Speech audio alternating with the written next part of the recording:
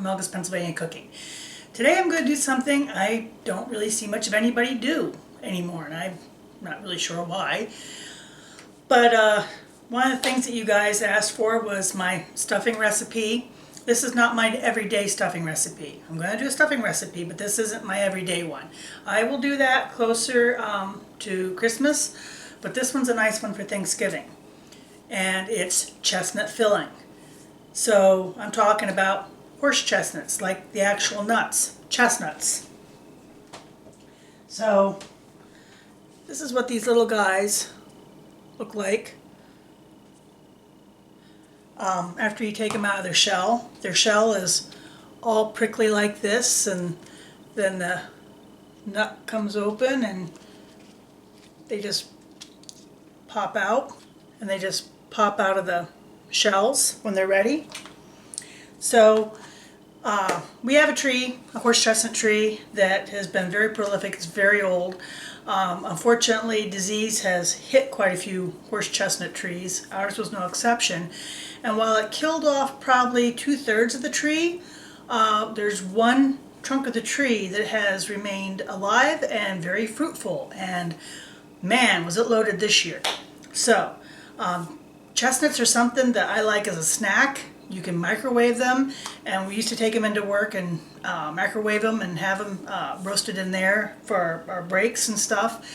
You can make chestnut butter, chestnut filling. It can be incorporated in lots of dishes. It's a really yummy nut. So we're going to do chestnut filling today. You guys asked for sides, you guys asked for soups and crock pot stuff, so that's what you're getting here over the next couple weeks. And the chestnut filling, well, it goes really well with the special dishes of the holidays like Christmas and Thanksgiving. So maybe I'll use this to kick off Helga's Happy Holidays. Can you believe I've been doing this how many years now? So I'm always excited to bring you guys holiday dishes. You know I love the holidays and I go nuts for the holidays. So like I said, this is a little bit more involved than some regular, my everyday stuffing recipe. I will do that later. That's easy and quick, but this is a good one, and it's a great way to incorporate the chestnuts, which I think is a really special harvest. So let's talk about getting the chestnuts ready. That's first. For this recipe, I'm going to need about 1/2 pound, and I have them here. And this next part is going to be what's important and how to prepare them. Because if you don't do that right, you might be sorry. So let's talk chestnuts, guys. So the chestnut's on the inside of the nut here, and this is a leathery outer layer. All right. So we need to actually make a crisscross on this one so that when they steam and they peel back, they don't blow up. I've got one here that I've already scored, as you can see. Make sure you get through that top layer. Be careful doing this because they're slippery. I just put my knife in like that. Make sure you get it cut and that you definitely got through that leathery layer. If you don't, they can explode. And when they pop and explode, it scares you to death and makes big dings in your your microwave. You can also roast these if you have a lot. I don't have a lot, so I'm doing these in the microwave today. But if you have a lot, you can do these on a baking tray in the oven.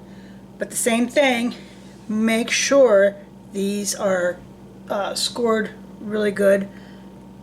You can see that they're open, so that they're going to peel good, and you don't have any problems. You really don't want that. That's a nasty surprise. Don't ask me how I know that either. So I'm going to do the rest of these, and then we're going to start nuking them a minute at a time until we see this outer leather part pop open, that you can see the nut inside, and we can take them out.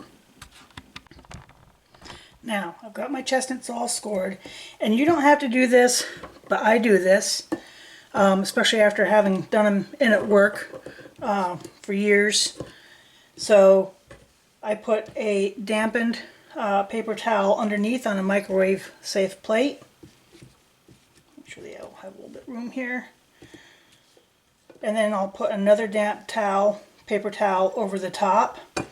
And it serves a twofold purpose, because one is it gives them more moisture to steam, which you want.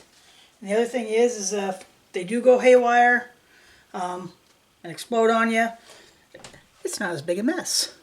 So we're going to start doing these 1 minute at a time. Now this is after 2 minutes, so you can see they're just starting to open. They'll probably only need 1 more minute, 2 at the most. And you don't want to overdo them or you will burn them. You can just peel them off, peel that back.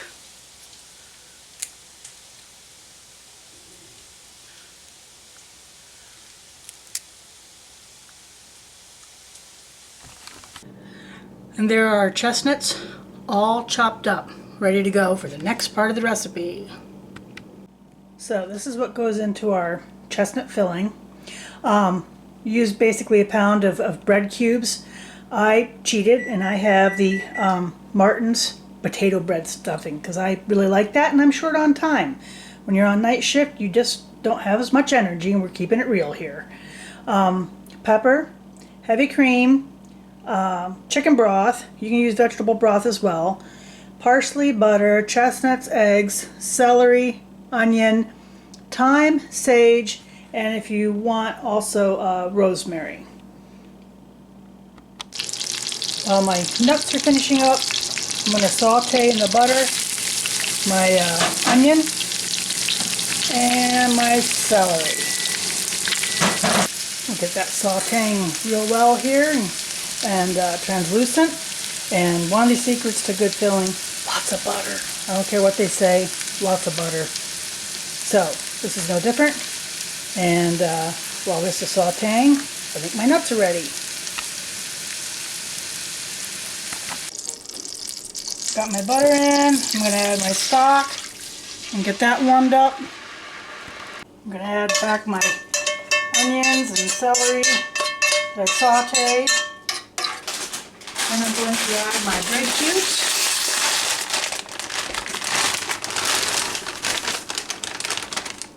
I'm going to fold in the bread here carefully. You don't want to smush it too much. And I have this over low heat because then we're going to fold in my pint of heavy cream.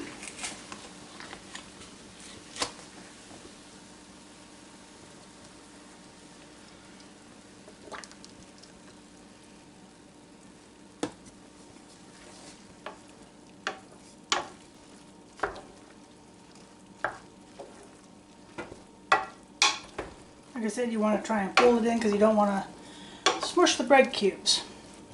Now I'm going to add the chestnuts to my beaten eggs and the herbs, like that, and some pepper. And I'll add the parsley here at the end. We'll give this a good stir.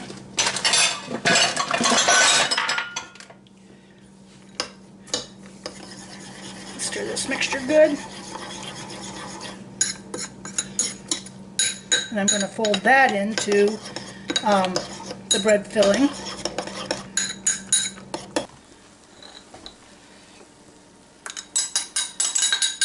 This.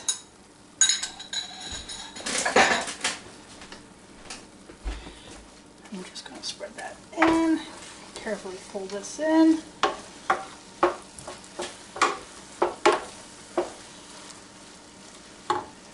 And I'm going to sprinkle parsley in.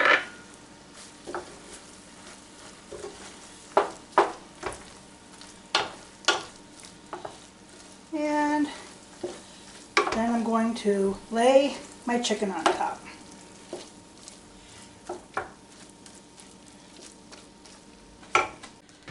And I'm just going to lay my chicken in on top like this.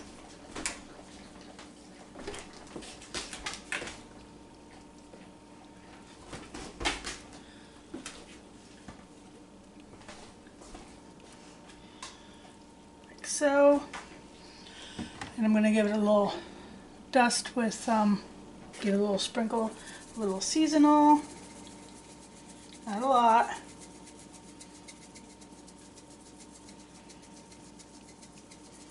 And we're going to put this in the oven to bake. Oven is at 375. It's out of the oven. So, you know what comes next. We're going to dish this up and try some chestnut filling. So there it is. You can see it's all done. Looks like regular filling. Let's give this a taste. Made this with some chicken and some turnip casserole. Oh my god.